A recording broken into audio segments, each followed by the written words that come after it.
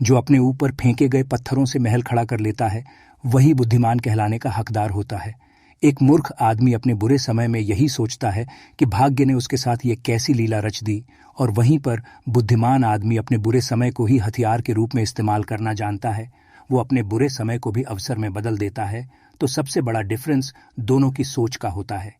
एक मूर्ख आदमी हमेशा नकारात्मक विचार रखता है, तो एक बुद्धिमान आदमी हमेशा सकारात्मक विचारों से भरा रहता है।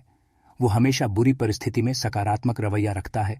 मौसम खराब होने के कारण बिहार में एक बिल्डिंग गिर गई। बच्चों का स्कूल था। वो सभी लोगों को बड़ा दुख हुआ। उन्हें ये चिंता थी कि अब बच्चे स्कूल में पढ़ाई कहाँ पे करेंगे। सबने मिलकर इस घटना की खूब निंदा की, खूब अफसोस जताया। सबने कहा कि जो हुआ वो बिल्कुल भी अच्छा नहीं हुआ, वो हमारे बच्चों के भविष्य के लिए बिल्कुल भी ठीक नहीं होगा। एक तरफ सब लोग नकारात्मक बातें कर रहे थे, तो दूसरी तरफ स्कूल की प्रिंसिपल ने को समझाया कि ये बिल्डिंग गिर गई तो अच्छा ही हुआ। अब इस पुरानी बिल्डिंग के गिर जाने के फलस्वरूप हम एक नई बिल्डिंग बनाएंगे। अच्छी बात यह है कि किसी भी बच्चे को कोई चोट नहीं पहुंची, और ये कितनी खुशी की बात है। उस समय हो सकता था स्कूल में बच्चे पढ़ रहे होते तो ये बिल्डिंग गिर जाती और बहुत सारे बच्चों की डेथ हो सकती थी, परंतु वो बिल्डिंग ऐसे समय पर गिरी जब वहां पर कोई बच्चा मौजूद नहीं था।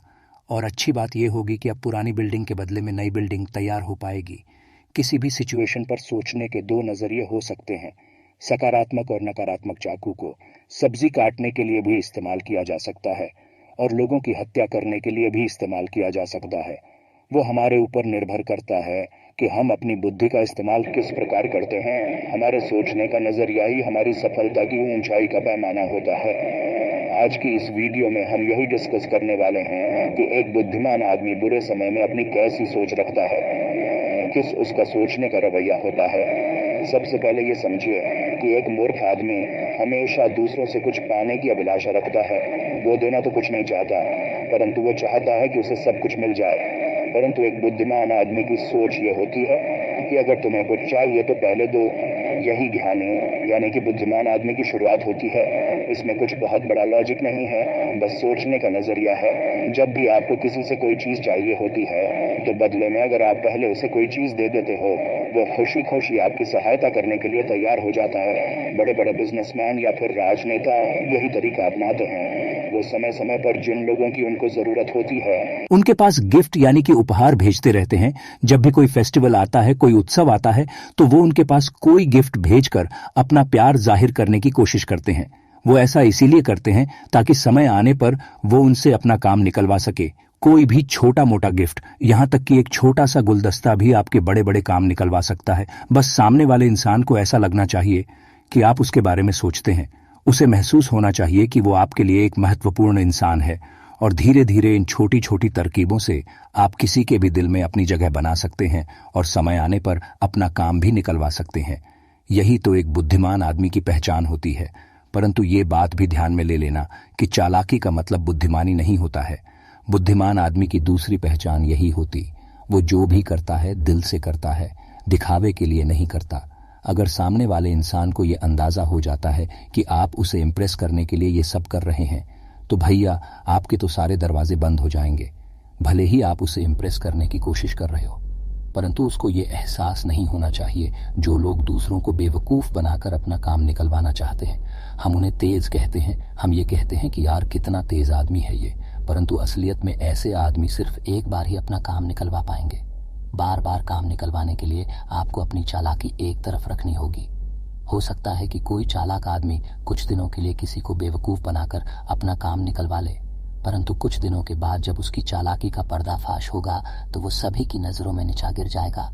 बड़ी कामयाबी के लिए ज़रूरी है कि आप अपना दिल साफ रखें, अपने सच्चे मन से काम करें, किसी को धोखा देने के लिए नहीं बल्कि खुद ऊपर उठने के लिए काम करें।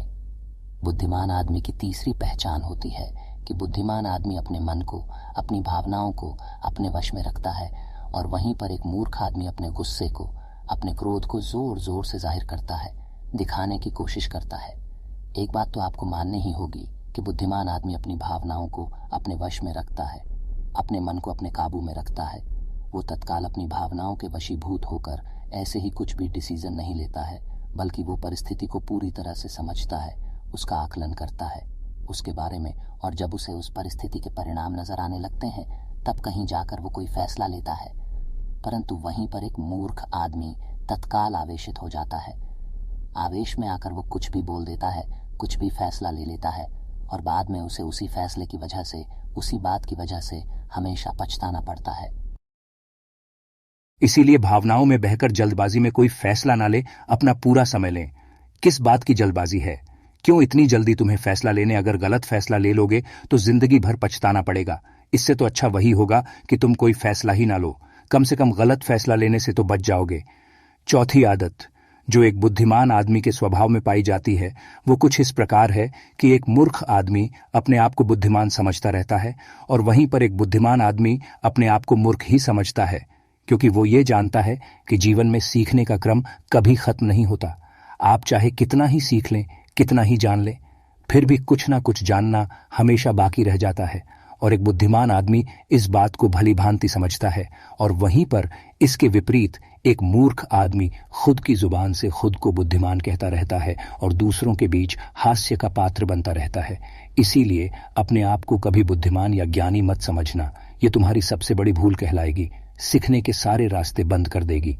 तुम्हारे लिए पांचवी बात समझने की यह होती है कि बुद्धि की शक्ति उसके उपयोग है, ना कि उसके विश्राम में। इसीलिए जितना हो सके अपनी बुद्धि को खर्च करने की कोशिश करो, उसे बचाकर मत रखो, वरना तो उसमें जंग लग जाएगा। अपने लिए जितनी हो सके उतनी कठिन परिस्थितियां पैदा करो और फिर उन कठिन परिस्थितियों से बाहर निकलने के लिए अपनी बुद्धि का पूरी तरह से इस्तेमाल करो, उसको विश्राम मत दो।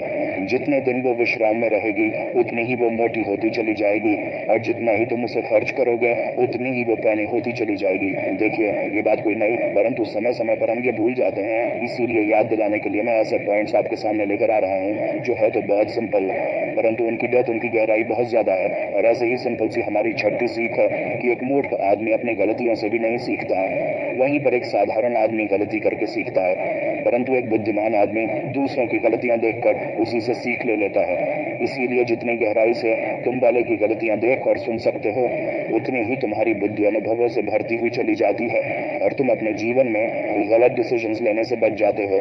एक बुद्धिमान आदमी हमेशा दूसरों के गुणों से सीखता है, उससे ईर्ष्या नहीं करता, उसे जलन नहीं करता, बल्कि वो उससे सीखने की कोशिश करता है। और वहीं पर एक मूर्ख आदमी जब दूसरों के गुणों को देखता है तो वो ईर्ष्या से भर जाता है, जलन से भर जाता है, हमेशा अपने अंदर ही अंदर जलता रहता है और खुद ही दुखी होता रहता है, क्योंकि ईर्ष्या दूसरे को नहीं जलाती।